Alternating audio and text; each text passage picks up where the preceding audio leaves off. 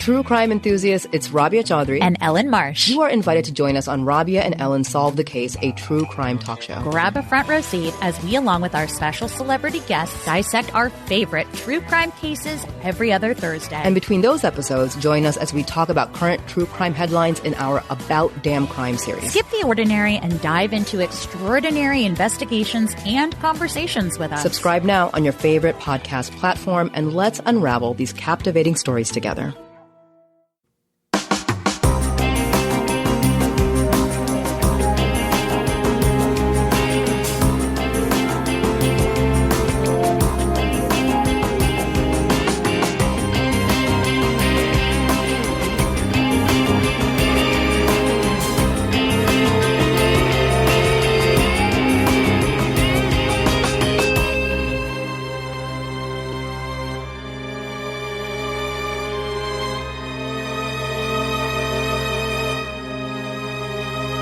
Hello, everyone, and welcome to episode 354 of the True Crime All the Time Unsolved podcast. I'm Mike Ferguson, and with me, as always, is my partner in true crime, Mike Gibson. Gibby, how are you? Hey, I'm doing good. How about you? I'm doing great. I've had a really good week. It was my youngest's birthday this week, so we went down, had dinner with her and my oldest. I was also talking on TCAT about, going to a local school this week for a leadership program, being a presenter, and it was all about true crime and true crime podcasts. It was very interesting. It sounded like it was. Yeah, I enjoyed it very much. Let's go ahead and give our Patreon shout outs. We had Andy Diamond. Hey, Andy. Farrah Brennan. What's going on, Farrah? Depressed God. Hey, Depressed. Stevie Ups. What's going on, Ups? Or UPS. I like that UPS because I'm an ex-UPS. That's why I thought it could be that, but I'm not sure. Latiana Lillywhite. Hey, Latiana. Brenda Pavey. Hey, Brenda. Jody R. What's going on, R? Dory Like the Fish jumped out at our highest level. Well, thank you, Dory. Wiley Smith. Hey, Wiley. Deb Medic. Well, thanks, Deb. Ashley Barnett. Well, there's Barnett. Charlotte Upton. Hey, Charlotte. Mamie M. Or as I call it, M. Just M? Yeah. And last but not least, Ryan Whitecotton jumped out at our highest level. Hey, thanks, Ryan. Appreciate that. And then if we go back into the vault, this week we selected Rhonda Fritz. That's who I thought it was going to be. Is that who you thought? Yeah. So you hit it right on the I did. Right on the head, right? Yeah, thanks, Rhonda. So we appreciate the new Patreon support and the continued support. We also had a Patreon merch winner for February, and that was Cheryl Ann Reed. Man, that's who I thought too. Oh my gosh. On top of it. You're on fire. Yeah. Gibbs, we have an episode out right now on True Crime All the Time where we're talking about the murder of 14-year-old Rena Verk. Rena was a victim of severe bullying. So we're headed to Canada in November 1997. She was badly beaten by a group of teens who disliked her. Two members of the group, Kelly Ellard and Warren Glowatsky, followed Rena after the attack and murdered her. It's a very brutal episode. It is. Because what happened to Rena was especially nasty, but it's an episode about teens and bullying and kind of following in line with others and not making your own decisions and the right choices. So it's definitely an episode worth listening to. I just don't understand why things have to go that far. No, it was tough for us. All right, buddy, are you ready to get into this episode of True Crime All the Time Unsolved? I am. We're talking about the murder of Nanette Krentel on July 14th, 2017. First responders found the body of Nanette Krentel inside her home after it was destroyed by a fire. Investigators soon discovered that Nanette was shot in the head before the fire started. A cover-up. Yeah, that's what comes to mind immediately, right?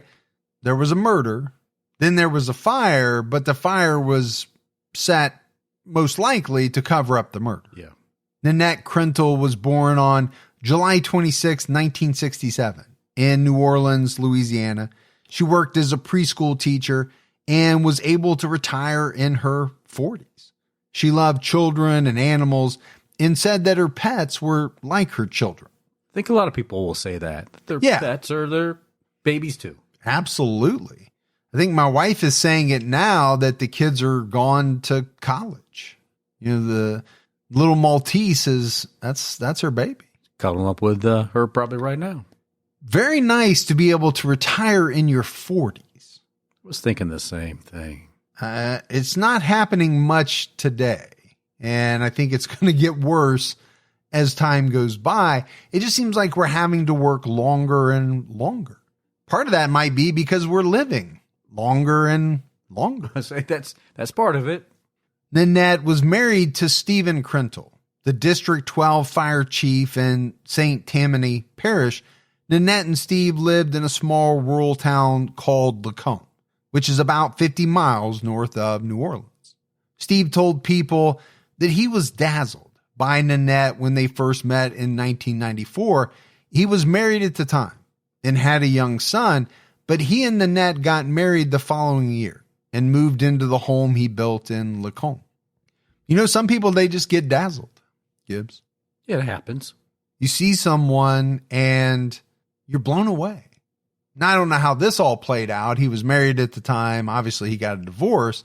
I don't know if it was specifically because he was dazzled or what. It may have been. You were dazzled by your wife? Oh, absolutely. The first time I saw her, I knew that I was dazzled. Better than being bedazzled. No, at one point I thought I was bedazzled. Oh, okay. Steve and Nanette lived on a wooded 100-acre property. There's a dream. That is, man, to have just a bunch of land. No one around you. You can do whatever you want. Steve installed 9 security cameras near the gate and on the outside of the house to help Nanette feel safer. The couple also owned 30 guns, and Nanette knew how to use them. The couple liked to practice target shooting on the property. And that's something you can do if you've got 100 acres. Yeah, you can shoot guns out there. You can ride four-wheelers. You could do a lot of different things, but you could also see why maybe someone wouldn't feel all that safe. You know, it's not like living in a neighborhood where you're surrounded by people, you're surrounded by houses. You're not surrounded by anything but woods. It's kind of like that movie Cabin in the Woods. Yeah. Yeah. You never know. Could be a little scary. Yeah. Steve was at the fire station and Nanette was home alone. On July 14th, 2017, detectives found grainy surveillance footage from outside a local fast food restaurant that they believe shows Nanette's vehicle going through the drive-thru at breakfast time. This was supported by her cell phone data and a credit card purchase. All right, so she scooted out, got some breakfast. Nothing wrong with that. No, but it's also 2017, right? So police have a lot of information at their fingertips. Cell phone data. We've got surveillance footage. Obviously, we have credit card information. Detectives also said that there's surveillance footage from another property on the road where Nanette lived, showing her car heading back to the house at 9:11 a.m. Her phone records show an outgoing call to Kmart about a prescription refill at 10:03 a.m. Don't hear Kmart very often anymore. No, I thought they had all gone out of business, and maybe they all have by now. I don't know. I know all the ones around here have. Yeah. A detective told the family that in the early afternoon, Nanette called a local number. He sat down with the person she called. The woman said it must have been a misdial because she didn't know Nanette or Steve. But I think, you know, what all of this is allowing detectives to do is to put together a pretty good timeline of Nanette's whereabouts and what she did, who she called, things like that. This early afternoon call is a little strange. Yeah, I think so. But people misdial. All the time. Or maybe it wasn't a misdial and we just don't know why that number was dialed. A neighbor called 911 around 2:30 p.m. and reported smoke coming from Nanette and Steve's home. First responders found Nanette, her dog, and 2 cats dead inside the home. Nanette was found on her back on the primary bathroom floor. Her dog was beside her. Heartbreaking, but we know how dogs are. They just will stay with their owner all the way. So loyal. And I know this is hard for a lot of people because In our shows, we talk about death a lot.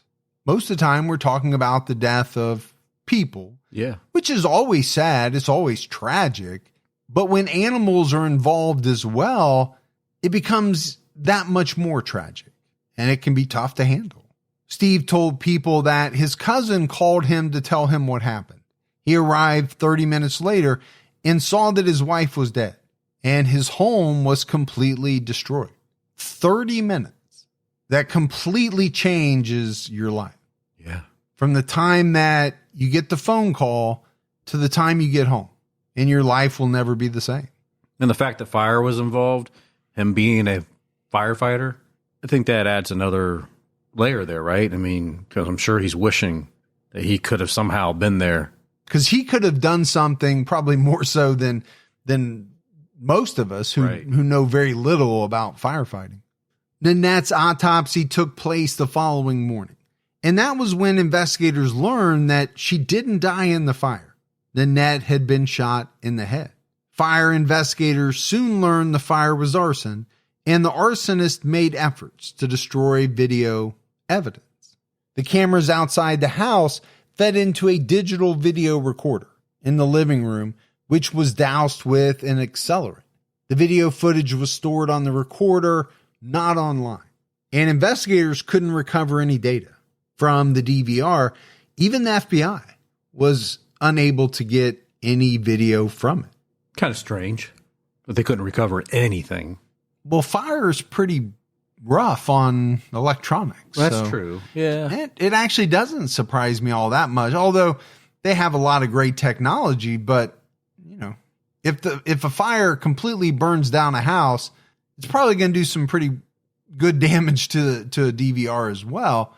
Now, it's really great to have a lot of cameras and all of that. Obviously, if you could store that online, that would have been a better solution. For sure. Because you can't just get rid of that the same way that you can get rid of a physical recorder where everything is kept. Yeah, once it's on the cloud, it's on the cloud. Whatever the cloud is. Yeah. We still don't know, but it's there. It's there somewhere above us, I think. Steve told the police that the cameras at the front gate were controlled by a wireless device connected to the internet, but they frequently stopped working. The wireless device stopped working the day before the fire and needed a reset. Steve attended a council meeting that night and was tired, so he didn't reset the device on his way back to the house. This means that the gate cameras didn't record any video on the day of the fire. Another second location in the house was also doused with an accelerant. It was the window of the primary bedroom, and it was said that one of the cats found near the window had accelerant on its body. A fire-damaged gun of the same caliber as the murder weapon was found near the spot where Nanette's body was found. During the July 15th search, fire investigators left behind the destroyed DVR and the 2 cat carcasses. On July 17th, Steve hired a private fire investigator who found the cats and a shotgun in the wreckage.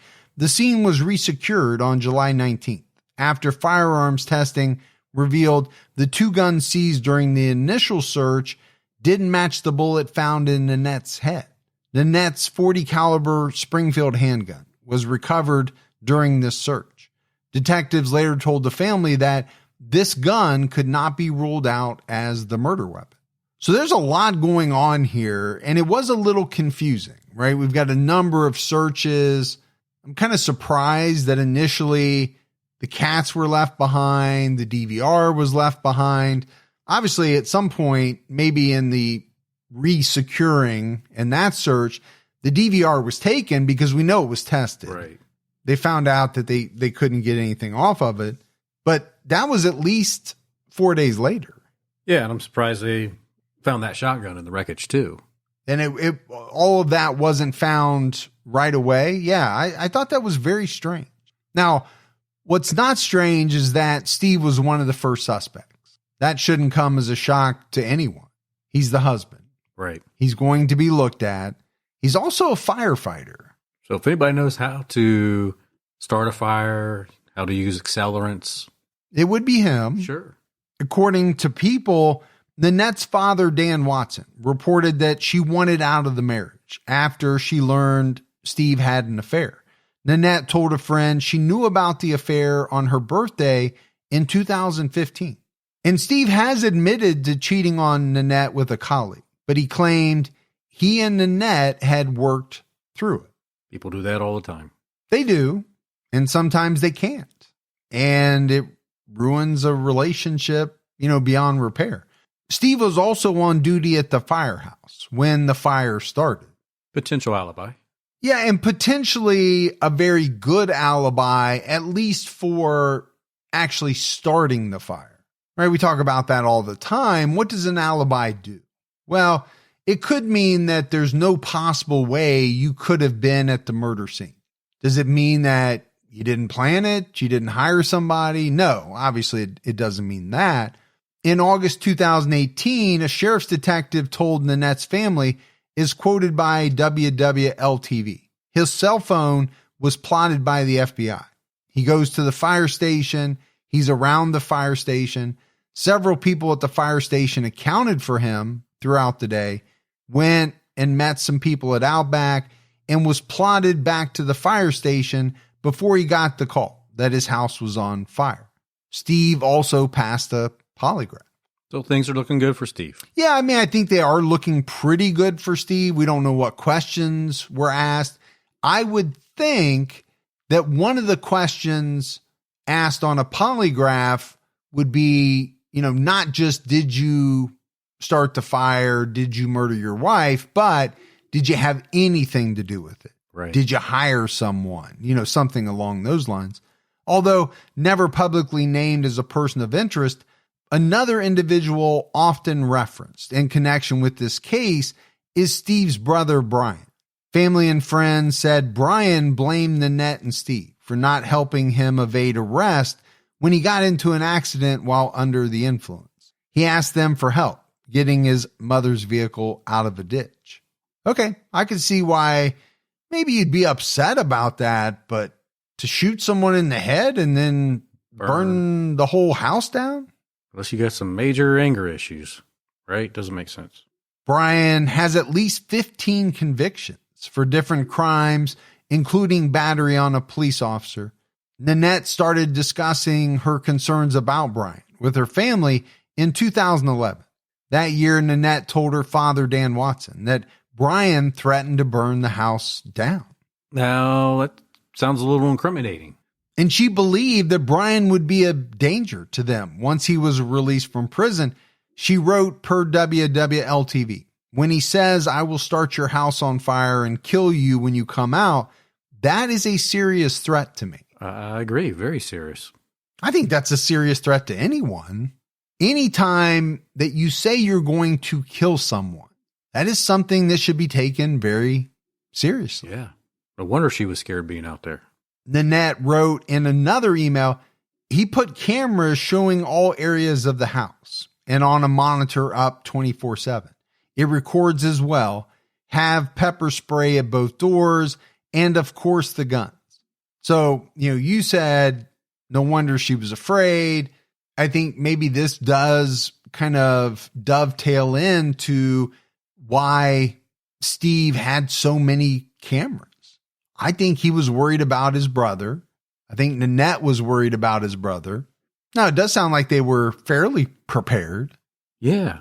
I think one way to help calm your nerves is to have a bunch of cameras up so you can be aware of what's going on in your surroundings. And then, of course, they felt they had a defense system inside their house if needed. Yeah, they were armed. 30 guns is a lot. It is a lot. Dan told WWL-TV that Nanette said to him, so long as I have my guns and the cameras and I'm at home, I'm safe. About 2 months before she died, Nanette texted her sister, Kim Watson. He threatened to set the house on fire, rape me, and kill us. Real winner of a brother-in-law there. Yeah. Wow. So we said, right, Brian was one of the main reasons why they had so many security cameras, so many guns. Nanette and Steve also had a geofence that signaled Brian's probation officer if he came within 1,000 feet of the home. So this is getting pretty serious, the level of their concern. Yeah. To install one of those, because that's very specific just to him. Yeah, you're nervous. And for good reason. I think they had good reason to be nervous.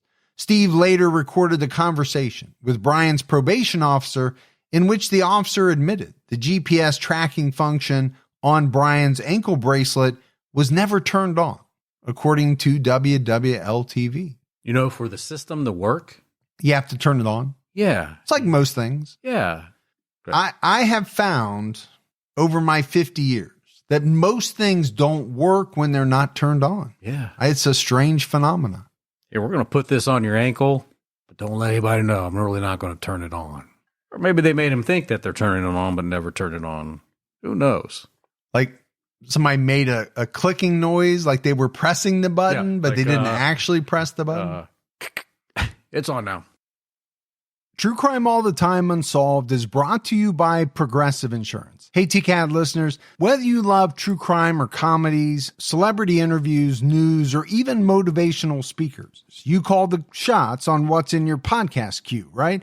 And guess what? Now you can call the shots on your auto insurance too. Enter the Name Your Price tool from Progressive. The Name Your Price tool puts you in charge of your auto insurance by working just the way it sounds. You tell Progressive how much you want to pay for car insurance, then they'll show you a variety of coverages that fit within your budget, giving you options. Now that's something you'll want to press play on. It's easy to start a quote, and you'll be able to choose the best option for you fast. It's just one of the many ways you can save with Progressive Insurance. Quote today at Progressive.com to try the Name Your Price tool for yourself and join the over 28 million drivers who trust Progressive. Progressive Casualty Insurance Company and Affiliates. Price and coverage match limited by state law.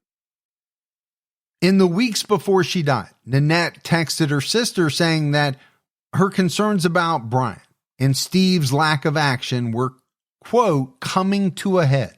Steve's lack of action. Meaning what? She thought he should do more with his brother's threats? Well, according to Kim, Nanette said, if he doesn't start protecting me from Brian and his family, I'm kicking him out. So I would say, yeah, she wanted him to do something about Brian. I don't know what he was going to do. I don't know what he was supposed to do. Dan Watson noted that the Friday before the fire, Nanette said she was going to have a long talk with Steve to see if they could make amends and come to a resolution about their marriage. So, I mean, I think Steve is on the radar a little bit. I'm sure the polygraph and the fact that they could put him at the fire station probably eased a little bit of concerns on the part of police about him. You definitely have to be concerned about Brian as a possible suspect. Once all of this is learned, right? You know, the emails, the threats, the I'm going to burn your house down and kill you and all of that. You're going to have to look into it. Yeah. And they did, but it really didn't pan out because surveillance footage showed that Brian was at his mother's house on the day of the murder. The police also looked into Steve's son, Justin, because Nanette claimed on Facebook that he owned multiple guns, but he was out of state at the time of the murder. Now, to me, owning multiple guns shouldn't really put you on the suspect list, but he is part of the family. Right. So you are going to look at, you know, members of the family and things like that. But so far, it seems like the three people that maybe they looked at, nothing really stood out. They couldn't put them there at the time of the fire, the time of the murder. The coroner announced that Nanette was shot in the head before the fire started on the day of her memorial service, which took place a week after she was killed. And Nanette's immediate family, they didn't get this news from the authorities. Instead, another family member read a news article and called them. I think it's a little rough to learn something like that about your loved one that way. I agree with you. I think it'd be really difficult. Dan Watson told WWL-TV that he was angry because he met the coroner several days earlier to submit a DNA swab for the official identification, and no one told him about it then, despite the fact that the coroner had known about the gunshot wound since July 15th. And I get it. I understand why he would be angry. Now, is there a reason why they would want to hold that information back? We talk about that all the time, but then they let it out to the media. So obviously, at a certain point, that wasn't the concern. Why they didn't tell the family beforehand, I don't know. Just out of courtesy, they should have. You would think, if they're going to tell the media. According to WWL-TV, on the night of the memorial service, Steve informed the family that the sheriff's office was leaning towards a suicide theory. And I guess I could see why maybe they might start to lean that way if you've looked into a number of people and you can't so far put anyone at the scene. Would you then start to think that way? And I could see why maybe you would, because we do know there was a gunshot wound. What I don't understand is why someone would take their life and then also feel as though they need to set the house on fire. Right. I also don't believe that most people who would choose to do that would harm their animals. Yeah, I don't think so either. So some of that other stuff doesn't seem to line up with a suicide theory, to me at least. Nanette's sister Kim, who is a prosecutor in Iowa, reached out to a homicide investigator she knew and forensic pathologist Thomas Bennett. They traveled to Louisiana in September 2017 to conduct a third autopsy. Steve had already agreed to an additional exam before this. Dr. Bennett was not allowed to perform physical tests on the remains, but he and the homicide investigator viewed Nanette's remains, reviewed x-rays and previous tests, as well as crime scene photos. Dr. Bennett agreed that Nanette's death was a homicide because there was no soot in her airways, no blistering on the parts of her body exposed to the fire, and a lack of blood around the body. So she didn't have any soot in her lungs because she was already dead. Yeah, she wasn't breathing by the time the fire started, I think is what they're saying. On September 13th, the coroner officially announced that Nanette's death was a homicide. St. Tammany Parish Sheriff Randy Smith scheduled a press conference for the following day. In a news release, the sheriff wrote, "At this time, the sheriff's office investigation does not necessarily support the coroner's conclusion in this case." Okay. So that is pretty interesting. The coroner is saying homicide. The sheriff is coming out and saying, well, we don't really think that's correct. But at the press conference, he said, "We have worked this case and we will continue to work this case tirelessly and aggressively as a homicide. And we have since day one." But yet they don't agree with the findings. Yeah, I thought that was a little strange. But they're going to work it that way, even though they don't agree. So if they don't agree, what does that mean? They're still leaning towards maybe a suicide? I'm guessing. What else could it be? I don't know what else it could be. During the press conference, Sheriff Smith formally cleared Stephen Krentel as a person of interest, saying, "At this time, our initial primary person of interest in this investigation, the victim's husband, has been cleared. Stephen Krentel has been cooperative with this investigation from the beginning." And that's a big deal because you don't have to do that. If you're not 100% sure, you don't have to come out and formally clear somebody. But in doing so, you're making a really big statement. You are. Like, we've investigated this guy up and down, and we can unequivocally say he didn't do it. Because you know for a fact, if later on he's taken to trial, that's going to come up. For sure. That the sheriff came out and cleared him. Steve returned to work in November 2017, but the Fire District Board voted to launch a civil service investigation into allegations that he misused Fire District property and had an affair with a subordinate. According to People, the internal review found that Steve had improper relations with 2 female employees and allegedly stole AC units from ambulances. Okay. Doesn't mean he shot his wife, but not something you want to hear as someone being the fire chief. No, these are things that are going to get you in trouble for sure, right? I'm assuming they had some type of regulation against having relations with a subordinate. Most places do.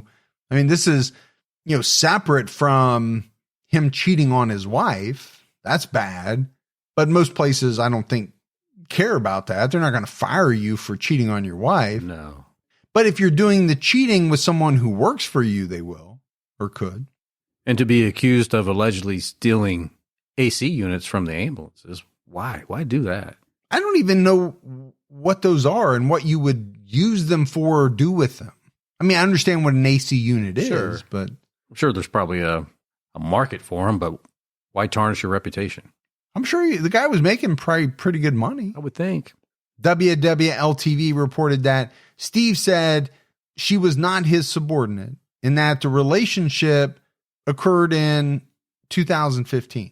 Steve eventually retired in September 2018 after he was demoted and disciplined.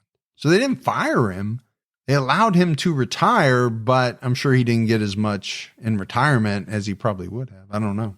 But what a rough year and a half, right? You got to go through losing your wife, losing your pets, losing your home, not knowing who did it. And then on top of that, being accused of it and trying to clear yourself. And then after all that, you end up basically being forced out of your job.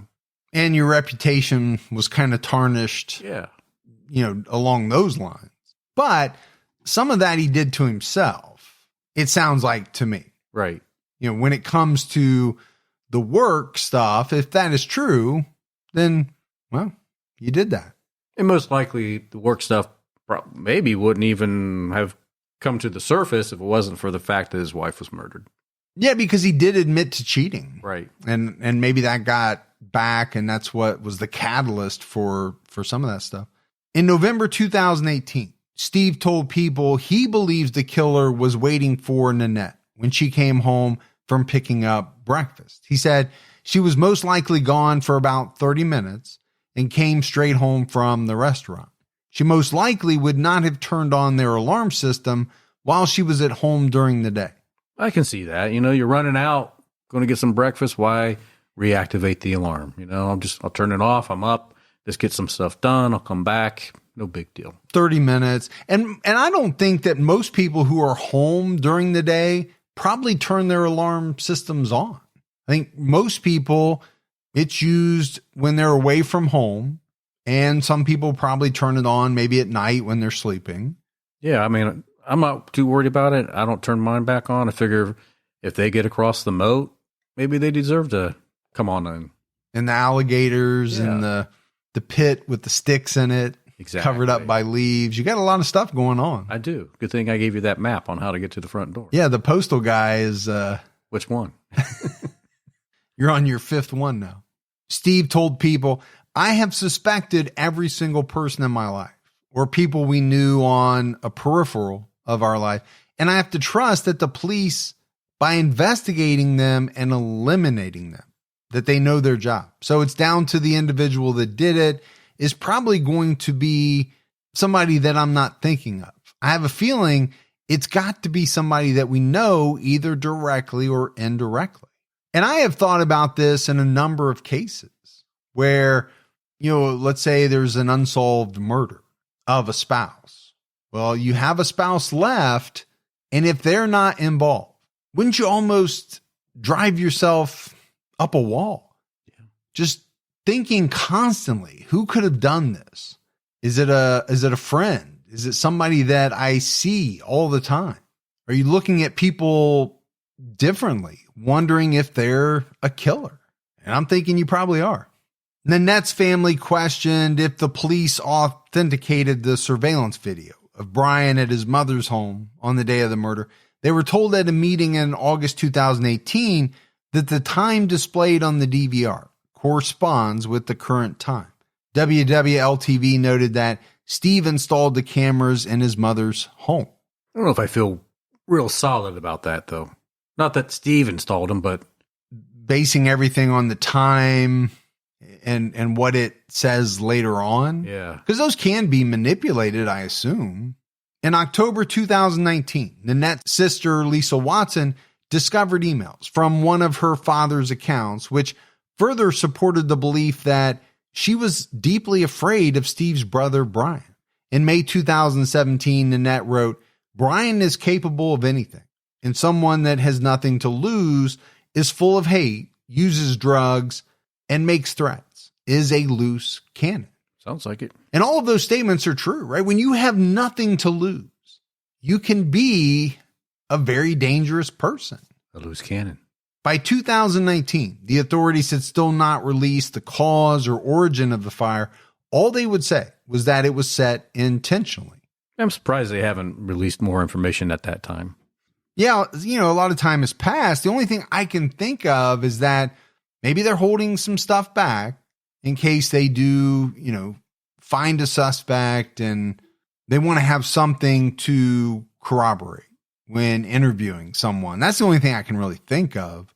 The St. Tammany Parish Sheriff's Office has received criticism for how they handled the case. In 2019, the Sheriff's Office made a high-profile arrest related to Nanette's case, but the individual who was arrested was not a suspect in the murder. Jerry Rogers, an investigator with the Office of the Inspector General for the U.S. Department of Housing and Urban Development, was arrested on September 16th, 2019 for criminal defamation. He was arrested for criticizing the St. Tammany Parish Sheriff's Office and allegedly leaking information about the case. I don't know how you get in trouble for criticizing the case, but I understand how you would get in trouble if you leaked information that the public wasn't aware of, that somehow was germane to the case. Yeah. I don't think you should be arrested for criticizing the sheriff's office legally, but in a news release, the sheriff's office said Rogers used a fake name to create an email account to send messages to Nanette's family. The letter claimed that the case had been weaponized against Sheriff Smith's re-election campaign and that Jerry Rogers was uncooperative and threatened to end his life when he was arrested. Part of the news release said, as reported by WWL-TV, the emails contained false information regarding the ongoing investigation, as well as derogatory statements regarding the lead investigators and others closely involved in the investigation. Rogers is a former employee of the sheriff's office. He worked there from 1998 to 2009 and left of his own accord. So maybe he had an axe to grind. Maybe he didn't like some of the people there. But again, just criticizing on its own. Right.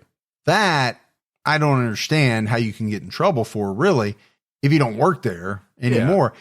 But when you get into creating fake email accounts, emailing the family directly, okay, now you're getting into an area where maybe, you could get in trouble for doing some stuff like that. A little Jermaine Jackson. You just like to say that word, don't you? Sheriff Randy Smith said Rogers' comments led the family to lose trust and confidence in the investigation. And I could see how, that could happen, but I still don't understand how that part alone is criminal. Now, Dan Watson told WWL-TV after the arrest, Randy Smith caused us to lose confidence in this investigation. And I think that's across the board for every family member. So he's kind of disagreeing with the sheriff, right? He's saying, no, it wasn't these emails from Jerry Rogers. It was you. Right. And your investigation that caused us to lose trust. Going back to these emails from Rogers, one quote from one email read, "All detectives are pissed that Dumbo sheriff brought in person with zero homicide experience to take over case." Some of Rogers' emails questioned the qualifications of lead detective Daniel Buckner. Rogers called him a stone cold rookie. Okay, I get that the sheriff's office is not going to be happy. No. But those comments alone can't lead you to get arrested, right? There's got to be some other part of it, something to do with the leaking of information, not just criticizing. There's no way. Yeah, because I don't think those are interfering with the investigation. I think it's just criticizing parts of the investigation. A sheriff's office spokesman said Buckner has led 4 homicide investigations and assisted with dozens more. Per WWL-TV, Sheriff Smith said, "It is our duty to diligently investigate any claim or possible lead that may further any open or active investigation. In this particular instance, our investigators were able to uncover the malicious, surreptitious, and criminal actions of an individual whose intent was motivated by his efforts to defame, create distrust, and otherwise prey on the emotions of a victim's family." Pretty strong words. Very strong words. Some good words, too. Surreptitious. I use that at least 3 or 4 times a day, I'm sure. Yeah. Rogers was arrested after Sheriff Smith fired Sergeant Stephen Montgomery, one of the lead detectives on the case, for breach of confidentiality. Montgomery was fired on August 20th, 2019. Sources close to the case told WWL-TV that Montgomery was talking to Rogers, and Rogers emailed Nanette's sister, Kim Watson, with concerns about the investigation. Well, they found the leak then. Yeah, they found the leak. I'm still finding it hard to find the criminal action around what Jerry Rogers did. He got some information from somebody else and he sent it to the family. I don't get it either. The St. Tammany Parish Sheriff's Office said it opened the investigation into the leak because a family member contacted them with concerns about the email. Montgomery issued a statement to WWL-TV and the Times-Picayune in September 2019. He said he was assigned to a high-profile homicide investigation in December 2018 and was tasked with obtaining digital records and other evidence that was overlooked. He wrote that they were told to think outside the box and leave no stone unturned. You got to be careful with that think outside of the box saying. It can get you in trouble sometimes. Well, because you don't know how somebody else is going to take it. The team reached out to other law enforcement agencies and tech firms for guidance. Montgomery wrote, "I recently learned that a federal agent I had apparently conferred with created a fake email address and was sending bits and pieces of case-sensitive information wrapped in conspiracy theories to the victims' families, as well as political camps. Due to this leak, my employment was terminated because the emails allegedly defamed the agency and the investigation." So now things become a little more clear. If this guy was conferring with Jerry Rogers in a professional capacity, then it does change things. It does. Brian Traynor, an attorney who represents Rogers, wrote a letter to the sheriff's office because of the internal investigation into former Sergeant Montgomery. As reported by WWL-TV, Traynor wrote that after a conversation, his client was left with the impression that someone obtained his private email accounts via a subpoena or search warrant. Rogers reviewed all the emails that were forwarded to Nanette's sister, and he can say with certainty that none of the information contained in the emails came from any active member of the St. Tammany Parish Sheriff's Office. Rogers was merely a conduit of information to the family and regrets his choice of words and portrayals of certain members of the agency. Traynor said he was not aware of Rogers using a false identity and noted that any communication between Rogers and Montgomery was communication between law enforcement professionals with the goal of trying to solve a crime. WWL-TV also reported that the sheriff's office issued an arrest for Nanette's sister, Wendy Watson. About 6 months after Nanette died, Wendy went to the property to look at a memorial she thought Steve erected at the site. Steve called the sheriff's office on her for trespassing. Wendy said, "I was told from inside sources that he was doing it to shut me up and to get me to stop talking about him and to retaliate against me for things I have said to the media and things I have said on social media." That's too bad. That you have this tension or issues between family members. It's her sister, it's his wife, but because of this murder, they aren't going to be able to get along. Well, it also seems like there's a lot of retaliation going on, whether it's, the sheriff's office, the family. Sheriff Randy Smith denied this allegation. On November 8th, 2019, a judge ruled there was no probable cause to arrest Jerry Rogers, and he was released from bond. Not surprised. No, I'm not surprised either. I mean, I think the sheriff's office was upset, and I get why they were upset, but it didn't seem legally, to me at least, as a layperson, that this guy should have been arrested for what he had done. I don't really agree that he should have done what he did, but was it illegal? I thought that was a pretty gray area there.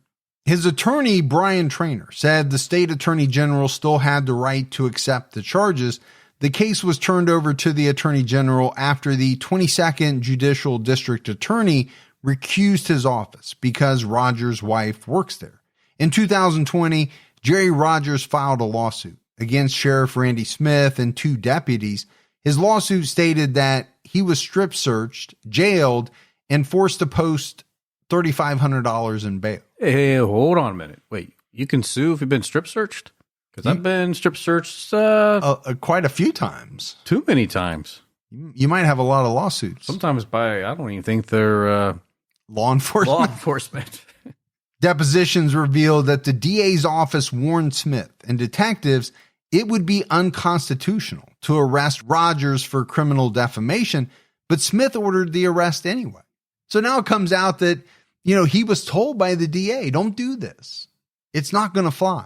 So to me, that really does kind of lead into the area of retaliation. They were mad. They wanted to shut this guy up, or they wanted to, do something to him for the things that he had done.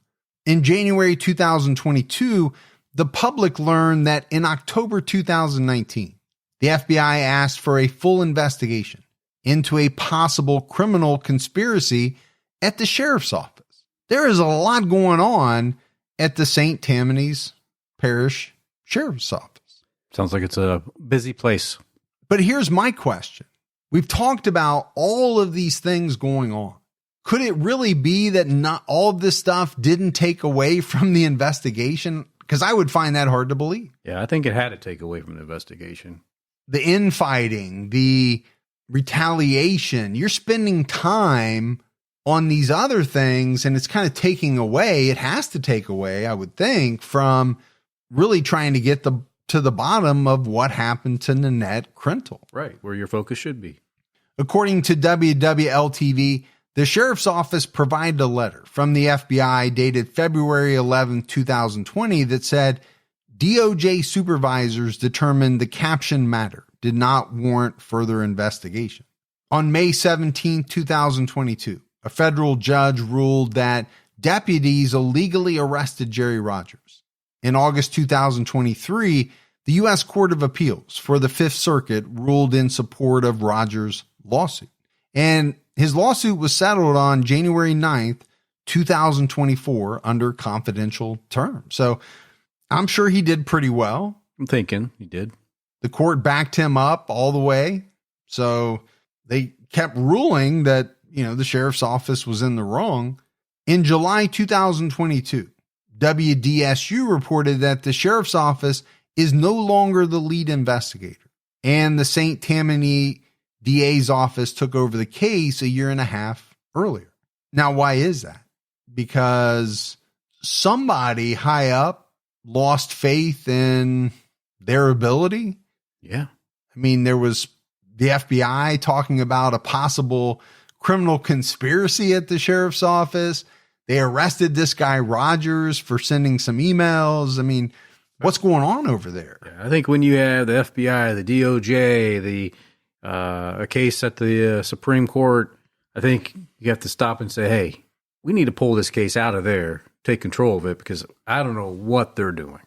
Rogers' high-profile arrest, although it was related to Nanette's case, it didn't further the investigation into finding the real killer.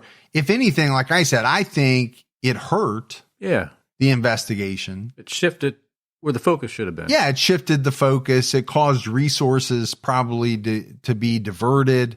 Nanette's case remains unsolved over 6 years later. And I think it's a tough case to solve. Anytime you have a crime scene that is basically destroyed by fire, you're going to lose a lot of evidence. That's true. I mean, I hate to say it, but fire is a good way to destroy evidence. Yeah. And I think that's what the individual was probably trying to do. Yep. I'm thinking they were hoping that the body was destroyed too. Now, I wondered about that because, we discussed this in cases before. It does take a very, very hot fire to completely burn a body. But you could be right. That could have been part of the hope of the killer, because they had to have known if it doesn't, it's going to be real easy to determine that Nanette was shot in the head. Yeah. Now, if the body burns, even if it doesn't burn completely, but if it burns to the point where the skull's not intact, maybe then you don't even know or can't prove that she was killed. Yeah, so maybe they just wanted to cover up the evidence.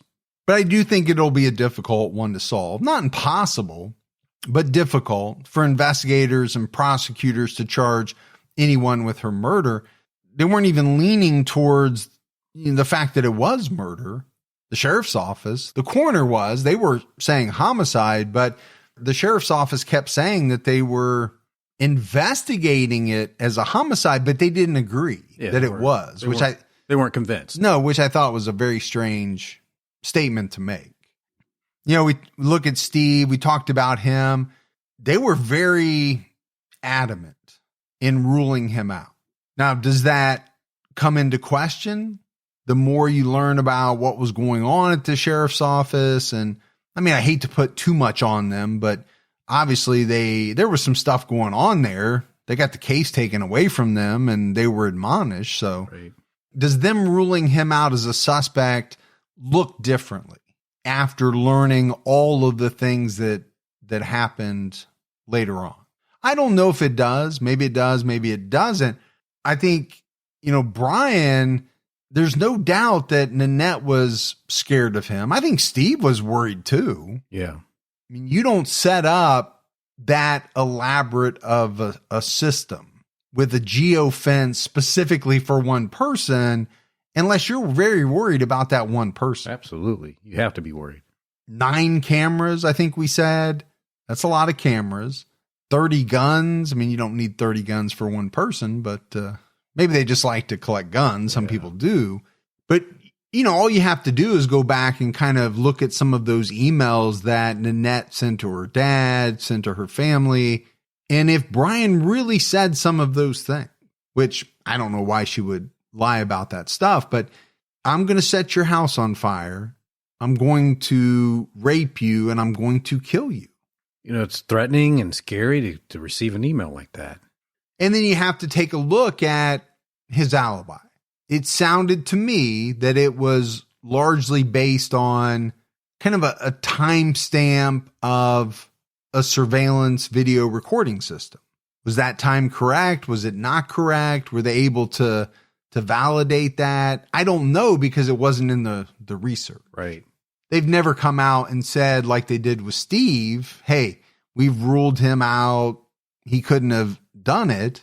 I mean, I'm thinking, I did something wrong this upcoming Monday and I don't change the time on my DVR setup camera system, it's going to have an incorrect time, right? Because it's going to be an off an hour.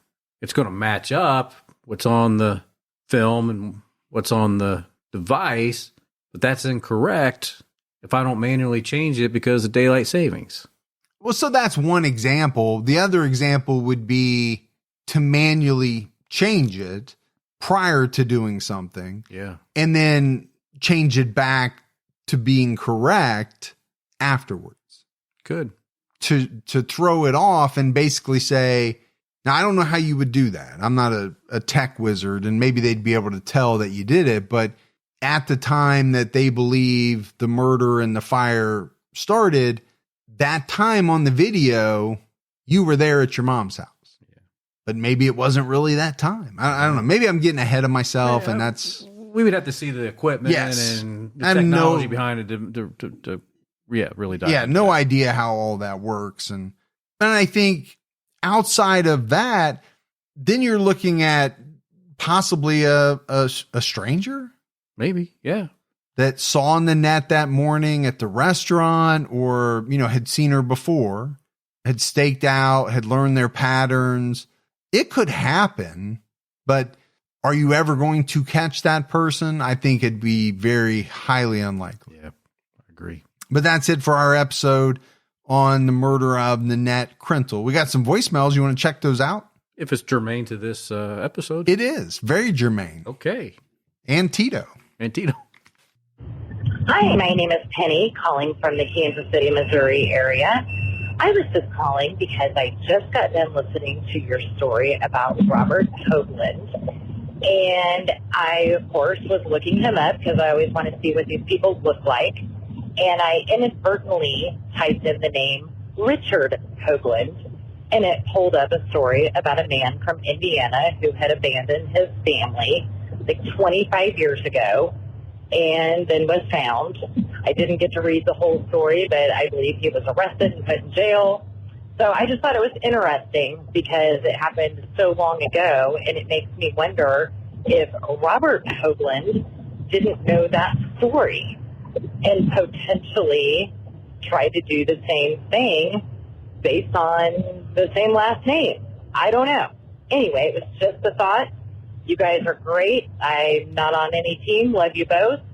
Keep your own time ticking. All right. Great voicemail. Who knows, but this is what we experience all the time. Gibbs, we talk about it sometimes, where we're researching something and you see a case that is in the same area or kind of a branch off of the case you're actually working on that's just as bad or very similar or even worse. Happens all the time. All the time. Interesting, though. Yeah, could be. We don't know.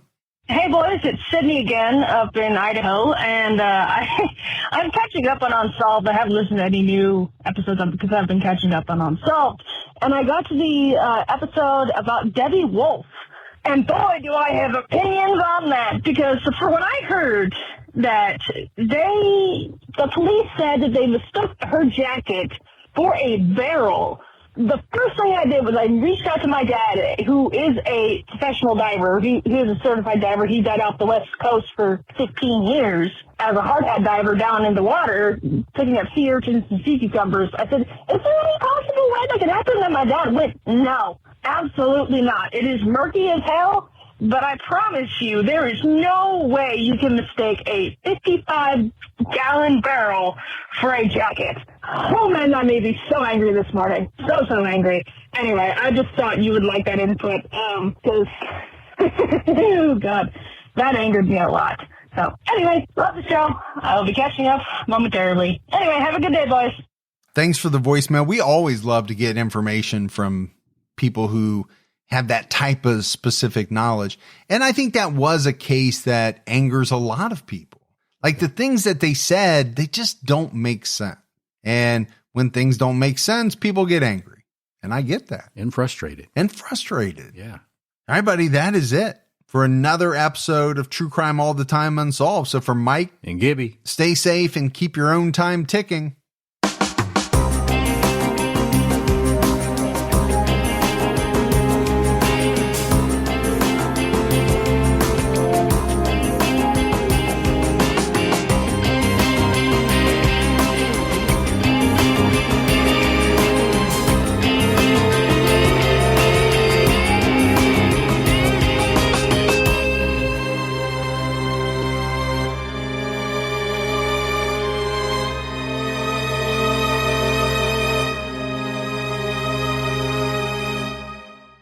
Pluto TV is TV the way it should be, free. With over 300 channels, thousands of movies and TV shows costing zeros of dollars. So if you want to watch shows like Ghost, The Walking Dead, CSI, Star Trek, or The Price is Right, well, The Price is Right. It's free. Hit movies like Braveheart, Sonic the Hedgehog, Anchorman, The Legend of Ron Burgundy, or Mean Girls won't cost you a thing, because everything is free. All you have to do is download the app, which, by the way, is also free. Pluto TV. Stream now, pay never.